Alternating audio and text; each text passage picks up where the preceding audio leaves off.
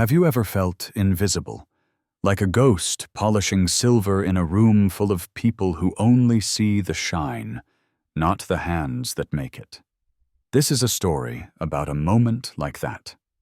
A moment of casual cruelty at a sun-drenched poolside party where the laughter of the privileged echoed like a death knell for one young woman's dignity. It's a story about a waitress, a tray of shattered glass, and the cold, chlorinated water of humiliation. But stick with me, because it's also about what happened when the laughter died, when one man who had been watching from the shadows decided to step into the light. What followed wasn't just justice. It was a reckoning that left everyone from the bully to the bystanders utterly speechless. The sun over the Azure Crest Country Club was a relentless molten gold striking the surface of the Olympic-sized swimming pool and shattering into 1,000,000 dazzling, taunting diamonds. For the members and their guests, it was a perfect Friday afternoon. For Breonna Reed, it was the 7th hour of a 10-hour shift. Her black polyester uniform felt like a personal sauna, and a stray strand of auburn hair had escaped her tight bun, sticking uncomfortably to her temple. With a practiced, almost invisible grace, Breonna moved between chaise lounges and cabanas, her tray a silver extension of her arm. She refilled glasses with sweating amber liquid, delivered plates of meticulously arranged ahi tuna bites, and offered smiles that never quite reached her tired hazel eyes. Each smile was a small performance. Behind it, her mind was a whirlwind of calculations, 2 more shifts to make rent the looming deadline for her tuition payment at the community college, the rising cost of textbooks for her architectural design program. The Azure Crest was a world away from her cramped studio apartment, a place where people spent more on a bottle of champagne than she earned in a week. It was a beautiful gilded cage she was only allowed to serve in, never to enjoy. Her focus for the day was the large cabana at the far end of the pool, which had been commandeered by a group of young men in their early 20s. They were loud, brash, and radiated the kind of effortless arrogance that comes only from inherited wealth. The ringleader was a young man named Blake Sterling. With a jawline that looked sculpted by a committee and a trust fund that could solve world hunger, Blake treated the world as his personal playground, and everyone in it as either an audience or an obstacle. From the moment Breonna had taken their first order, he'd made her his target. He'd called her sweetheart, with a condescending smirk, snapped his fingers to get her attention, and made a show of inspecting his glass for smudges before she'd even set it down. His friends, a pack of polo-shirted sycophants, laughed at his every jibe. "Hey, waitress," he called out, his voice cutting across the gentle lapping of the water. Breonna, who was clearing plates from a nearby table, turned. "Yes, sir. Another round of the legacy lagers for the boys," he said, not looking at her, but at his friend Chad, as if ordering from a machine. "And be quick about it. My throat's getting dry watching you work so hard." The group chuckled. Breonna's jaw tightened, but her face remained a mask of professional neutrality. "Of course, sir. Right away." She retreated to the poolside bar, her hands gripping the edge of the service counter until her knuckles turned white. Her co-worker Chloe, a veteran of these kinds of shifts, gave her a sympathetic look. "Don't let them get to you," Chloe whispered, already lining up the frosted beer mugs. "They're just trust fund terrors. They'll be gone in an hour off to race their daddy's cars." "It's the way he looks right through you," Breonna murmured, loading the heavy mugs onto her tray. "Like you're not even a person." "To them we aren't," Chloe said grimly. "We're just part of the scenery." Balancing the heavy tray, Breonna started the long walk back across the hot stone tiles towards Blake's cabana. She kept her eyes down, focusing on a fixed point, a technique she used to navigate the crowded poolside without a single spill. The sun beat down. The laughter grew louder, and a knot of dread tightened in her stomach. She didn't know why, but she felt a palpable sense of menace rolling off Blake Sterling's group, a volatile energy just waiting for a spark. And she, with her tray of cold beers, was walking straight towards it. The air was thick with the scent of coconut sunscreen and chlorine. As Brianna approached the cabana, Blake Sterling was in the middle of a story, gesticulating wildly. His friends were roaring with laughter, their faces flushed with alcohol and afternoon sun. Brianna moved to the edge of the group, waiting for a pause that never came. "Excuse me, sir," she said, her voice barely audible over the din. "Your drinks!" Blake stopped mid-sentence, turning to her, with an exaggerated look of annoyance. Well, look what finally showed up. Did you have to go brew it yourself, sweetheart?" His friend, a beefy young man named Kyle, chimed in. "Give her a break, Blake. It's hard to walk and think at the same time." The laughter swelled, sharp and cruel. Brianna's face burned with humiliation, but she pressed on, determined to do her job and escape. She leaned forward carefully, placing the first heavy mug on the table. As she reached to place the second, Blake subtly shifted his lounge chair just a few inches right into her path. It was a small, almost imperceptible movement. To anyone not paying attention, it would look like an accident. But Brianna felt the leg of the chair knock against her ankle with deliberate force. Her balance, already precarious from the weight of the tray, was shattered. Time seemed to slow down. She saw the tray tilt, saw the amber liquid slosh over the rims of the mugs, saw the look of feigned surprise on Blake's face morph into a malicious grin. She flailed her arms, pinwheeling as she tried to correct her fall, but her momentum was already carrying her forward past the edge of the stone patio. The tray flew from her hands. Mugs and bottles cartwheeled through the air, followed by a sickening crash of glass on the tiles. And then Brianna hit the water. The shock of the cold was a violent slap, knocking the air from her lungs. She went under the muted sounds of the party, replaced by a roaring silence in her ears. For a brief, disorienting moment, there was only the sting of chlorine and the surreal sight of bubbles rushing past her face. When she kicked her way to the surface, gasping for air, the first thing she heard was the laughter. It wasn't a few chuckles. It was a wave of it, a full-throated, unrestrained roar of amusement from Blake and his friends. They were pointing, slapping their knees, some, even pulling out their phones to record her. "Perfect 10 for the dive," Blake shouted, his voice ringing with triumph. "Someone get this girl a gold medal." Brianna's uniform was plastered to her skin, heavy and cold. Her hair was a dripping mess in her eyes, but the deepest chill came from the stares of the other guests. Some looked away, their faces etched with a fleeting discomfort. Others smirked, sharing in the joke. But no one, not a single person, moved to help. They just watched. In that moment, Chloe's words came back to her. "We're just part of the scenery." Now she was the day's entertainment. Her heart hammered against her ribs, a frantic drumbeat of shame and fury. She paddled to the side of the pool, her muscles trembling from shock. As she grasped the ledge, her hand brushed against something in her apron pocket. A cold, hard dread, worse than the water, washed over her. Her phone and her sketchbook. The phone was her lifeline, her only connection to her family, her alarm clock, her portal to her online classes. The sketchbook was her soul. In it were dozens of drawings, nascent designs for buildings, intricate sketches of support trusses and cantilevered balconies. It was the physical manifestation of the dream she was working so hard to achieve. Both were now submerged, likely ruined. With a surge of desperate energy, she hauled herself out of the pool water streaming from her clothes onto the hot stone.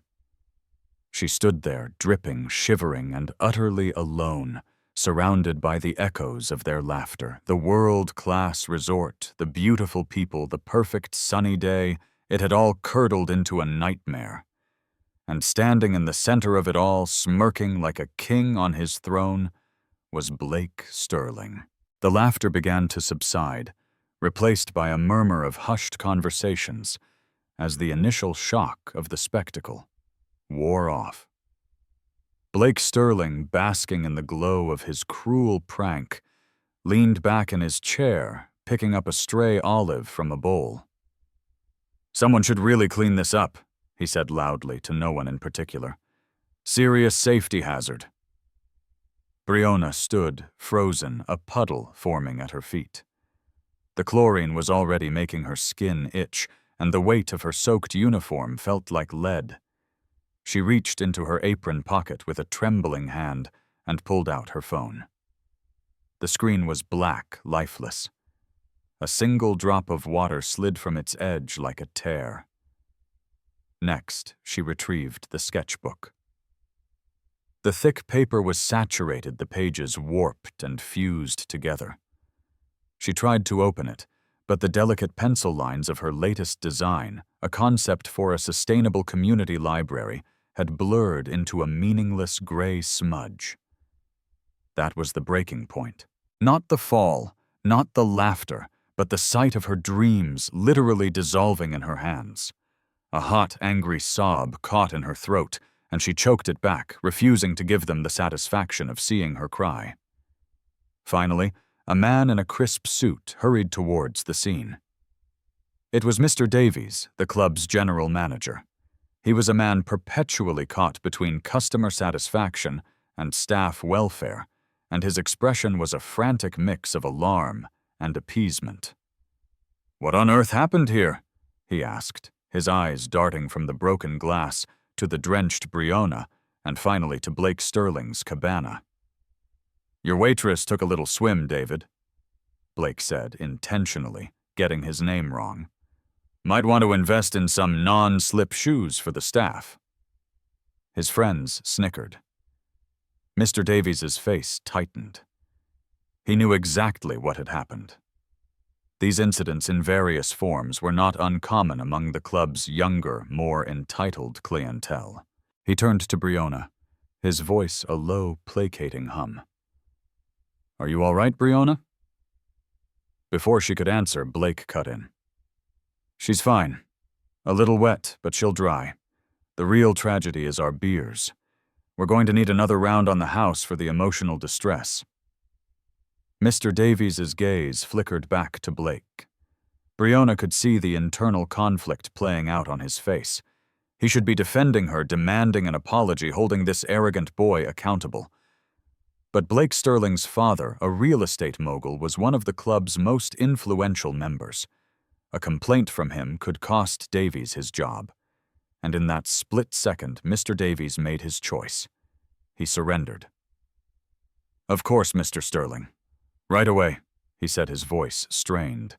He then turned to Briona, his eyes refusing to meet hers. "Briona, why don't you go to the staff room and get yourself dried off? Take a break. We'll handle this." Handle this? The words were a slap. This was the shattered glass of her dreams on the ground. This was her public humiliation. Handling it meant placating the person who had caused it and sweeping her, the victim, out of sight. "But my phone, my sketchbook," she stammered, her voice shaking with a mixture of rage and despair. He tripped me." Mr. Davies's face went pale. He shot a nervous glance at Blake, who was now watching them with amusement. "It was a busy poolside Briona," the manager said, his voice dropping to a near whisper. "Accidents happen. We'll see about compensation for the phone. Just please go and get changed." He was dismissing her. He was choosing the path of least resistance, sacrificing her dignity for the club's bottom line.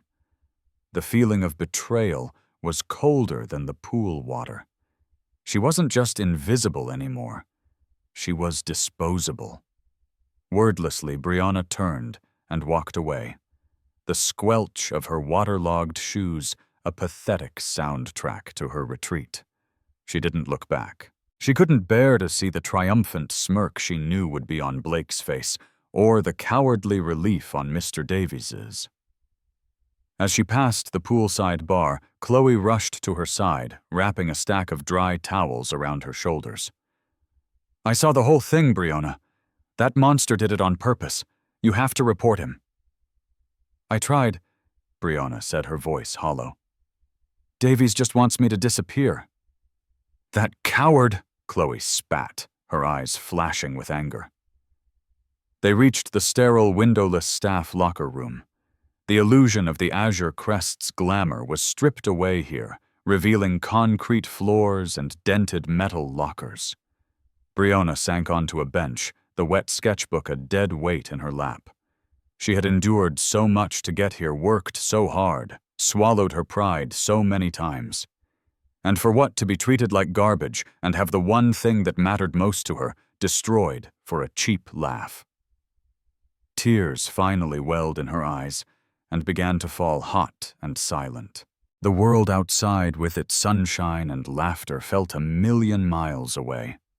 In the quiet gloom of the locker room, Brianna Reed felt well and truly broken. Unseen by them back at the pool, a figure had been watching the entire exchange. An older gentleman sitting alone in the shade of a large umbrella had put down his book when Brianna fell. He had observed Blake's cruelty, the crowd's callousness, and Mr. Davies's spineless capitulation. He had a face that was used to command, with sharp, intelligent eyes that missed nothing.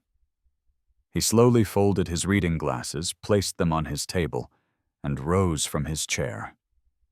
His name was Arthur Pendleton, and his afternoon of quiet relaxation was officially over. Arthur Pendleton moved with a deliberate, unhurried pace that belied the cold fury simmering beneath his calm exterior. He was in his late 60s, dressed in a simple linen shirt and trousers, a stark contrast to the designer swimwear and flashy jewelry that dotted the poolside.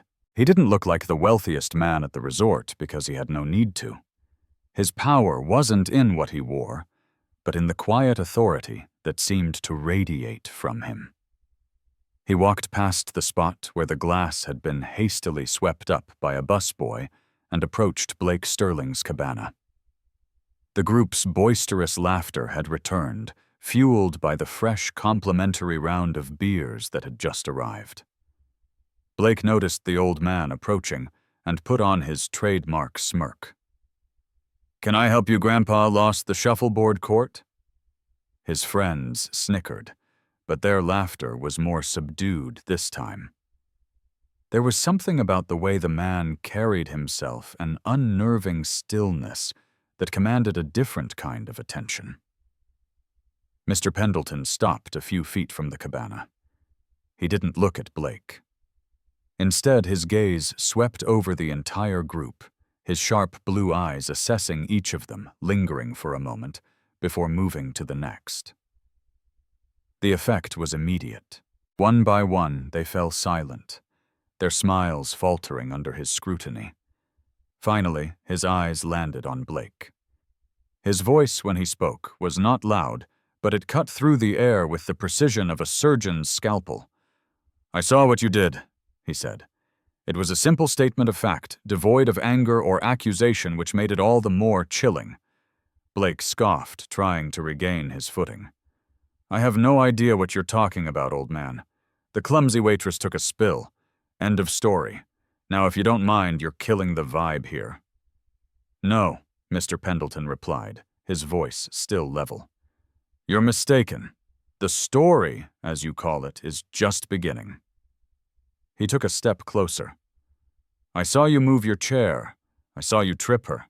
And I saw you laugh as she fell. I saw you and your friends pull out your phones to film her humiliation."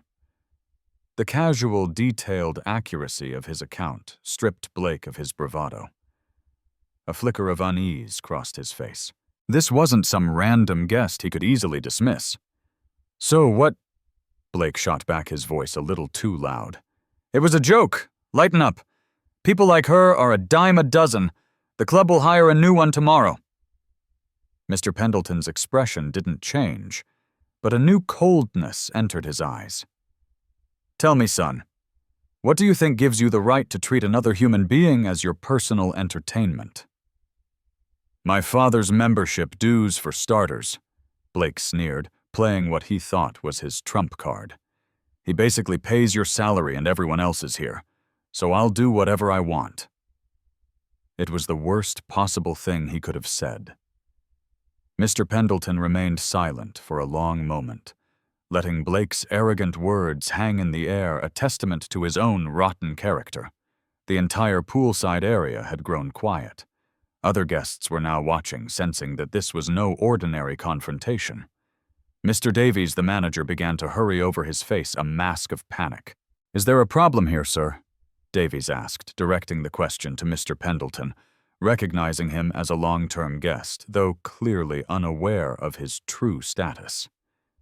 Mr. Pendleton turned his head slowly to face the manager. "Yes, Mr. Davies, there is a problem. Several, in fact. The first is your complete and utter failure to manage this facility. The second," he said, his gaze shifting back to Blake, "is this young man's disgusting behavior." Davies began to sweat. "Sir, I can assure you the club do not condone it." Mr. Pendleton interrupted, his voice finally rising not in volume, but in intensity. "You rewarded it. You rewarded this boy with free drinks and an apology while the young woman he assaulted was sent away like a piece of broken furniture.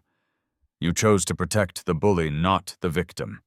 That is not a failure of management, Mr. Davies. That is a failure of character." Every word was a hammer blow. Blake Sterling, for the first time in his life, looked genuinely rattled. He had built his world on the assumption that money and status were impenetrable shields. But this old man wasn't playing by those rules.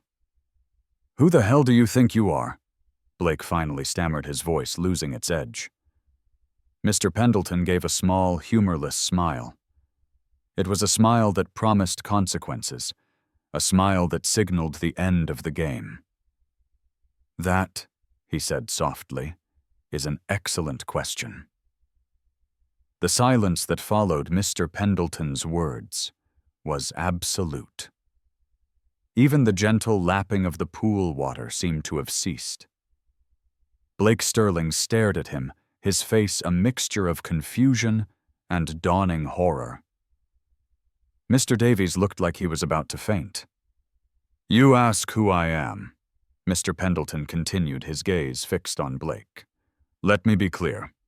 I am not just a guest here. I am not someone whose salary is paid by your father's dues." He paused, letting the weight of his next words settle before he delivered them. "My name is Arthur Pendleton. I am the majority owner and chairman of the board of Pendleton Holdings International, the parent company that owns the entire Azure Crest Resorts global portfolio. This isn't just a club I visit, Mr. Sterling. This is my property." The revelation landed like a physical blow. Blake Sterling's jaw dropped. The color drained from his face, leaving his expensive tan looking sallow and sick. His friends who had been posturing behind him seemed to shrink, their eyes wide with terror as they realized their colossal miscalculation. Mr. Davies made a small, strangled sound. He looked at Mr. Pendleton as if seeing a ghost, his mind frantically replaying every interaction he'd ever had with the quiet, unassuming guest who always sat by the corner cabana reading. Mr. Pendleton, sir," Davies stammered, wringing his hands. "I had no idea. I am so sorry. "Silence," Mr. Pendleton commanded, and the manager's apology died in his throat. Mr. Pendleton turned his attention back to Blake. "You invoked your father's name as a shield," he said, his voice dangerously low. "Richard Sterling. Yes, I know him. His construction company currently has a very lucrative contract with one of my subsidiaries. A contract, I might add, that is up for renewal next month. A contract that contains a rather stringent ethics and conduct clause that extends to family members representing the company's brand. Blake looked as if he'd been punched in the gut. The foundation of his world, his father's money and influence, was cracking beneath his feet. Now for the immediate consequences. Mr. Pendleton continued, his tone becoming brisk and decisive. As of this moment, your family's membership at this club and at any Azure Crest property worldwide is permanently revoked. You and your friends will gather your things and leave the premises immediately. Security will escort you out. He snapped his fingers, and as if from nowhere, 2 burly security guards in club uniforms appeared. But you can't do that, Blake protested, his voice cracking. Your father will do nothing. Mr. Pendleton cut him off sharply. He will be far too busy trying to salvage a $90 million contract that you just set on fire with your arrogance. Now get out. Defeated and humiliated, Blake and his friends scrambled to collect their belongings, avoiding the dozens of eyes that were now staring at them, their previous amusement replaced by shock and awe. Mr. Pendleton then turned his icy gaze to the trembling manager. Mr. Davies, your employment with Azure Crest is terminated effective immediately. Your profound lack of integrity is a liability I will not tolerate in my organization. Pack your office. You have 1 hour. Davies's face crumpled. Sir, please, I have a family. So does the young woman you threw to the wolves, Mr. Pendleton retorted without a hint of sympathy. Perhaps your next employer will value cowardice. I do not. He dismissed the disgraced manager with a wave of his hand, and then surveyed the silent, watching crowd. His voice rang out across the pool deck, clear and strong. Let this be a lesson to all. Dignity is not a privilege of the wealthy. It is a right of all people, and on my property it will be respected. The scene was set. The bully had been vanquished, the corrupt authority fired. But Arthur Pendleton's work wasn't finished. The most important part was yet to come. He turned and began walking towards the staff building, his mind focused on the person at the heart of this entire mess, the waitress, Breonna Reed. He had to right the wrong that had been done to her, but he had a feeling that a simple apology and compensation for a broken phone would not be nearly enough. He had a different kind of justice in mind. The harsh fluorescent lights of the staff locker room hummed a monotonous sound that seemed to mock the chaos swirling inside Breonna Reed's mind. She sat hunched on the cold metal bench, the borrowed towels around her shoulders, now feeling less like a comfort and more like a shroud. The chlorine had seeped into her skin, a chemical reminder of her public baptism by humiliation. She had finally stopped shivering, but a deeper, more profound chill had settled in her bones. It was the chill of utter defeat. Chloe sat beside her, a silent, supportive presence. She had brought Breonna a steaming mug of tea, and its warmth was a small, kind gesture in a world that had suddenly turned brutally cold. Breonna hadn't touched it. Her hands remained clenched around the sodden, ruined sketchbook in her lap. It was a pathetic object, now a pulpy mass of warped paper and bleeding graphite, but she held on to it as if it were the last piece of a shipwreck. I'm going to quit, Breonna said, her voice flat and devoid of emotion. The words hung in the sterile air between them. Don't say that, Chloe pleaded softly. Don't let that monster win. We can go to corporate. We can file a formal complaint against Davies, against all of them. Breonna gave a short, bitter laugh that sounded more like a cough. And say what? That a rich kid pushed me in the pool and the manager was too scared to do anything. They'll have a dozen witnesses who'll say it was an accident. They'll look at me, a no-name waitress, and they'll look at the Sterling family's account and they'll make a business decision. I'll be the one who gets blacklisted for being a troublemaker. She finally looked up at Chloe, her hazel eyes glistening with unshed tears of pure rage. "He didn't just ruin my phone, Chloe. He ruined this." She gestured down at the sketchbook. "This was everything. My design for the public library competition was in here. My scholarship application portfolio. Every late night, every moment I wasn't here serving them drinks, I was pouring it into these pages, and he washed it all away for a laugh. He won already." The finality in her voice was heartbreaking. This wasn't just a bad day at work. It was the violent death of a fragile dream. She had built a wall of resilience around herself to survive in places like the Azure Crest. But Blake Sterling hadn't just punched the wall. He'd taken a sledgehammer to its foundation. Just as Chloe was about to argue further, the heavy locker room door creaked open, swinging inward with a soft sigh.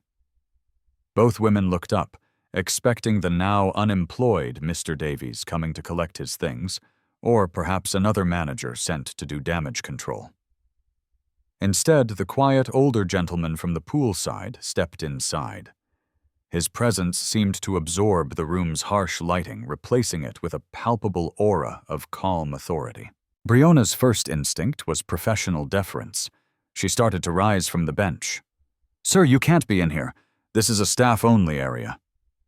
"Please, Miss Reed, don't get up," Arthur Pendleton said, his voice surprisingly gentle, yet firm enough to make her settle back onto the bench. He closed the door behind him, granting them a sense of privacy. Chloe, sensing the gravity of the moment, instinctively took a small step back. "My name is Arthur Pendleton," he began, his eyes meeting Briona's directly.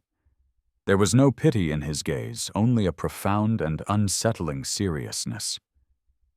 "I came here to offer you my most sincere and personal apology for what you were forced to endure this afternoon. What happened out there was not merely an accident or a joke. It was a failure at every level, and as the ultimate owner of this property, that failure is mine to bear." Briona was floored. The owner, the quiet man who read books and ordered iced tea, was the king of this entire empire. The revelation was so immense that she could barely process his apology. You don't have to apologize, sir. It wasn't your fault." "On the contrary," he countered, taking a step closer. "An organization's culture flows from the top down. I have clearly allowed a culture of entitlement to fester here, one where wealth is mistaken for worth. For that I am deeply sorry. I assure you the individuals who perpetrated and enabled that disgusting display have been dealt with. They will not be troubling you or anyone else again." He gestured towards the lifeless phone on the bench next to her. "I know it's a small consolation, but I have already arranged for a replacement phone to be delivered to your home. The best model available. It is the absolute least we can do." Briona simply nodded, numb. A new phone felt meaningless compared to the gaping wound of the afternoon's events. It was then that Mr. Pendleton's gaze shifted, his sharp eyes settling on the sodden sketchbook in her lap. He saw the way she was clutching it, the protective, desperate curl of her fingers around its edges. "That, however," he said, his voice softening with what sounded like genuine regret, "I know cannot be replaced. That is a far greater loss." Briona's throat tightened. "It's just some of my drawings, for my classes." "May I?" he asked, a simple question imbued with immense respect. It wasn't a demand, but a humble request. Hesitantly, as if handing over a piece of her own heart, she passed him the ruined book. Arthur Pendleton didn't take it lightly. He held it with both hands, his touch careful, as if he were handling a priceless, damaged artifact. He didn't immediately flip through it. Instead, he walked over to a small counter and laid it down, gently dabbing at the cover with a dry paper towel. He opened it to a page near the middle one, less damaged than the others. The paper was still damp and wrinkled, but the image was discernible. It was a highly detailed cross-sectional drawing of a modern residential home designed to be built into the side of a hill. It showcased a complex, cantilevered roof, green living walls, and large sweeping windows designed for passive solar heating. Brianna watched, her breath held as he studied the drawing.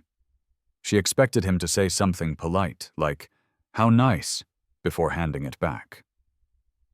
Instead, he leaned in closer, his brow furrowed in intense concentration. He traced one of the lines with his index finger, a line depicting a steel I-beam supporting the overhanging roof. "Fascinating," he murmured, almost to himself.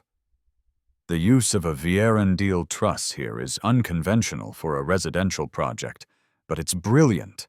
It allows for that completely unobstructed view without the need for interior columns. Maximum transparency." He looked at another section. "And this rainwater collection system integrated into the roof garden, it's not just an aesthetic choice. It's a functional, sustainable engine for the entire structure.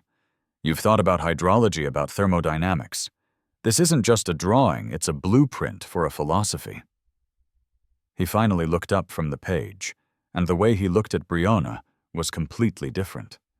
The polite concern was gone, replaced by the piercing, excited gaze of a master craftsman who has just discovered a rare and prodigious talent. "You're studying architecture," he said. It wasn't a question. "Yes, sir," she whispered, her voice trembling. He understood. He truly saw what she was trying to do. In 5 minutes, this stranger had shown more insight into her work than any of her professors. "Northwood Community College. Just fundamentals for now." "My company," he said, closing the sketchbook with profound care. "Pendleton Holdings may be a global conglomerate now, but it began as a small 2-person architectural firm. My father and me. We designed buildings. It is the foundation of everything I have ever built in business and in life. It is my first and truest passion." He handed the sketchbook back to her. "Each year, my company sponsors a very exclusive grant. It's for a full 5-year master's program at the Westwood School of Design, arguably the best architectural university in the world. It's called the Pendleton Innovators Grant." Brianna's heart stopped. She knew the grant.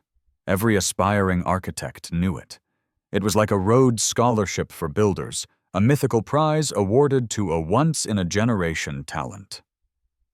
"The grant covers everything," he continued, his voice steady and deliberate. "Full tuition, living expenses, materials, international travel stipends. It also comes with a guaranteed paid senior internship at our firm's headquarters in New York City, working directly with our lead design team." He let that sink in, watching the whirlwind of disbelief and dawning comprehension on Brianna's face. "Thousands of the brightest students from around the world apply for it. The selection process takes 6 months. Our committee is one of the toughest in the industry," he said, taking a small step closer. "However, the grant's charter, which I wrote myself 40 years ago, includes a special provision, the chairman's prerogative. It allows me and me alone to bypass the entire process and award the grant directly to a candidate who demonstrates in my sole judgment overwhelming and undeniable potential." He looked from the sketchbook in her hands to her wide, tear-filled eyes. "Brianna, I have spent a lifetime looking for people who can see not just what is, but what could be.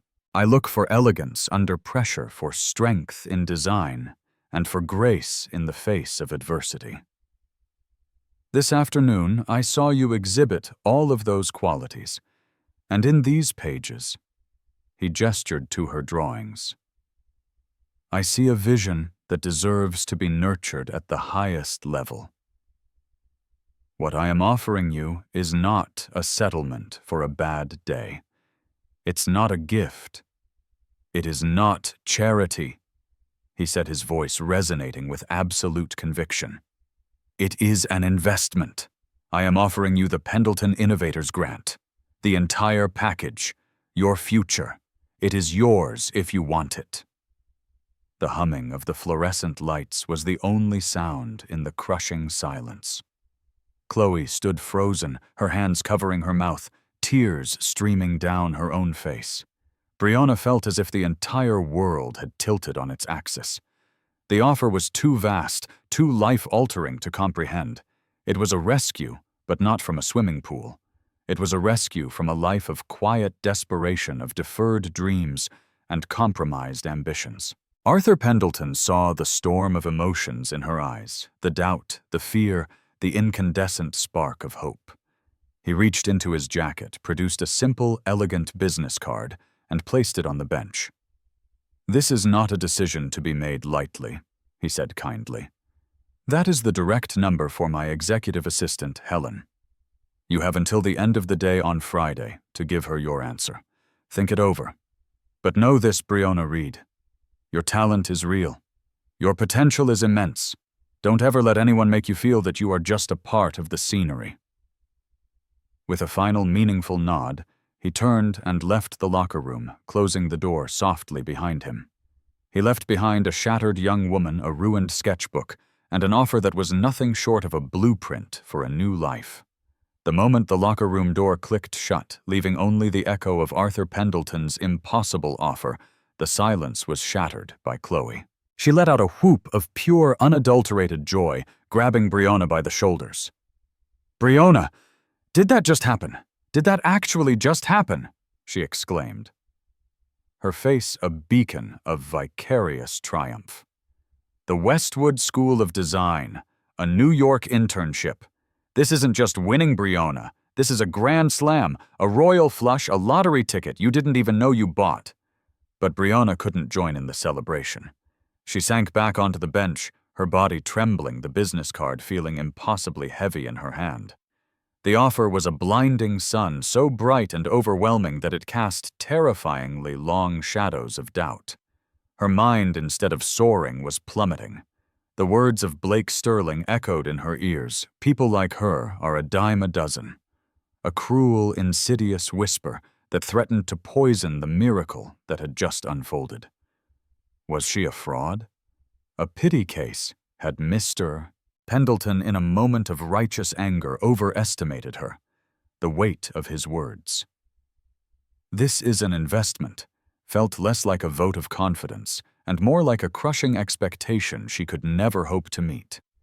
She would be the Waitress girl at the most prestigious architectural school in the country, a curiosity whose tragic backstory was more interesting than her talent.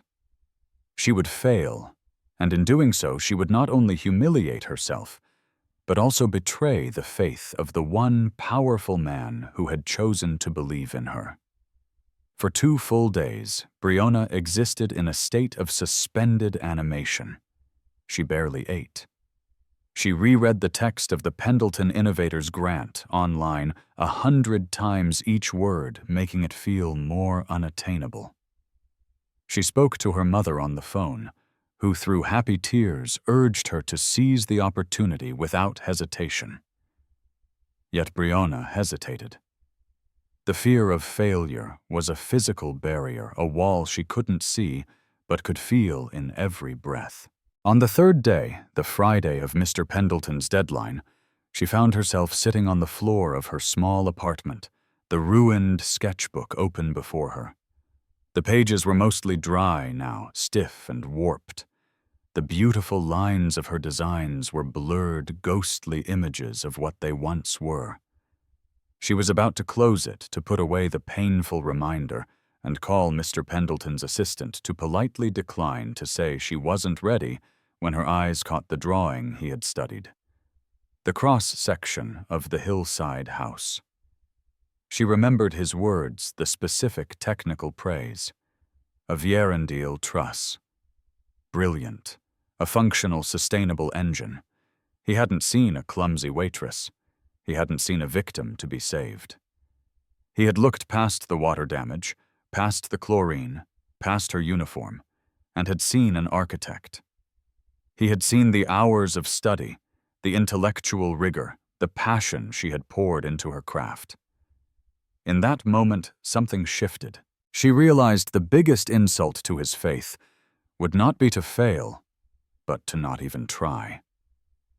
To let the voice of a spoiled bully be the final word on her life's ambition was the one failure she could not abide. Her fear was not her own. It had been planted there by others. Her talent, however, was hers, and hers alone. With a deep, shuddering breath that felt like it came from the soles of her feet, she picked up her phone. Her hand was shaking as she dialed the number from the pristine business card. "Helen Shaw's office. How may I help you?"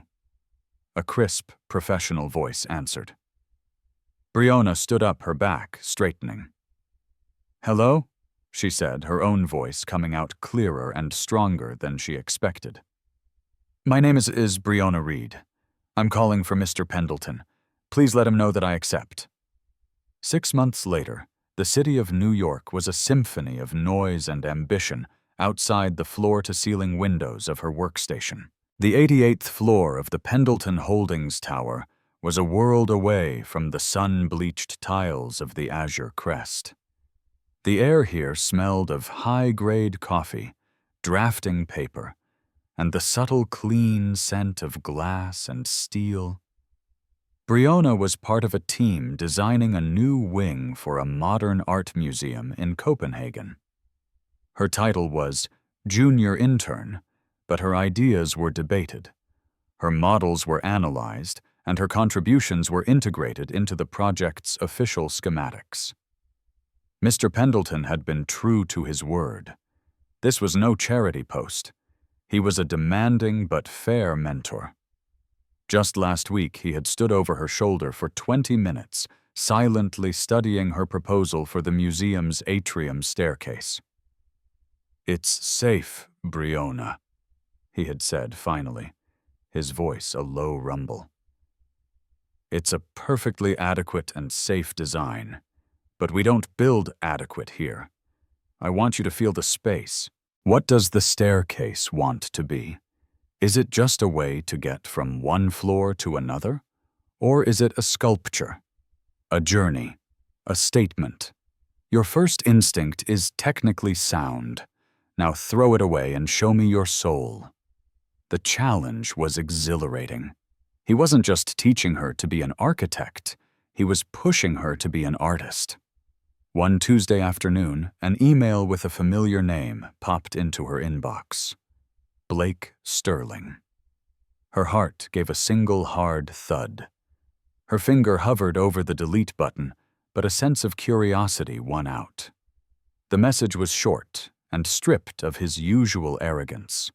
It spoke of his father's company losing the Pendleton contract, a devastating financial blow that had resulted in his trust fund being frozen and him being forced to find an entry-level job in logistics.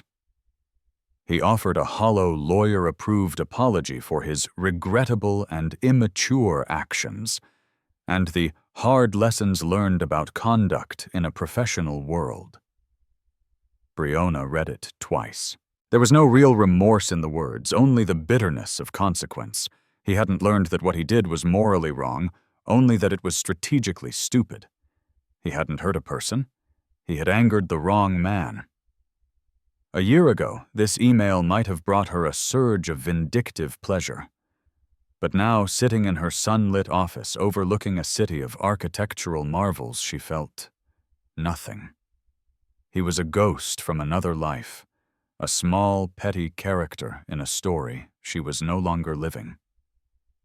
She dragged the email to the trash bin and emptied it without a second thought. The tiny digital sound, a satisfying final punctuation mark.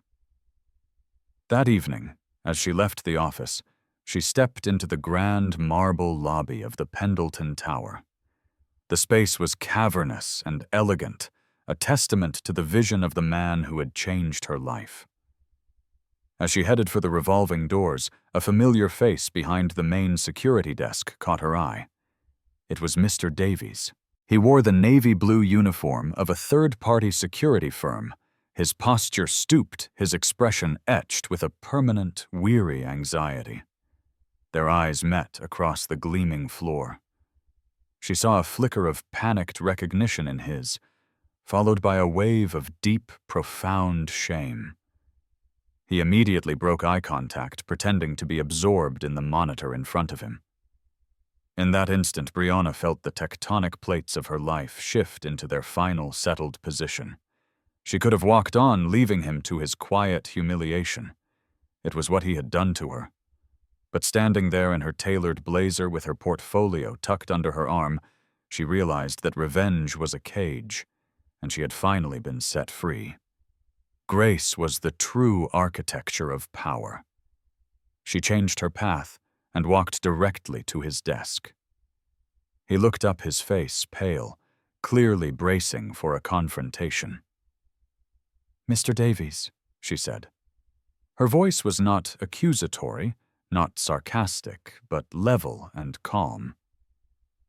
Miss Reed," he stammered, his eyes darting around nervously. I didn't know you. It's just Brianna," she interrupted gently, offering a small, sincere smile that didn't hold a trace of malice. "I just wanted to say I hope you're doing well." His face crumpled slightly, the unexpected kindness hitting him harder than any rebuke could have. He could only manage a choked, "You too, Brianna," before she nodded and turned to leave. She pushed through the revolving door and stepped out into the crisp autumn air of Manhattan. The city lights were beginning to glitter against the darkening sky, a galaxy of human achievement laid out before her. She looked up at the towering skyscrapers, their steel spines reaching for the heavens, each one once just a dream on a piece of paper, a blueprint for the future. She finally understood. Arthur Pendleton had seen a builder, and he was right. She had endured the fall, survived the flood, and was now line by line, draft by draft, building her own magnificent life. Brianna's story is a powerful reminder that our circumstances don't have to define our destiny. The lowest moment of her life became the unexpected catalyst for her greatest opportunity. It shows us that true strength isn't about the money in your bank account or the name on your membership card. It's about the character you show when no one is watching, and the dignity you hold on to when the world tries to strip it away. It's a testament to the fact that while cruelty might make a loud, ugly splash, kindness and integrity create ripples that can change a life forever. If this story of justice and triumph resonated with you, if you believe in the power of lifting others up, then please show your support by hitting that like button. Share this video with someone who might need to hear a story of hope today. And most importantly, subscribe to our channel for more real-life stories that remind us of the incredible strength of the human spirit. Thank you for watching.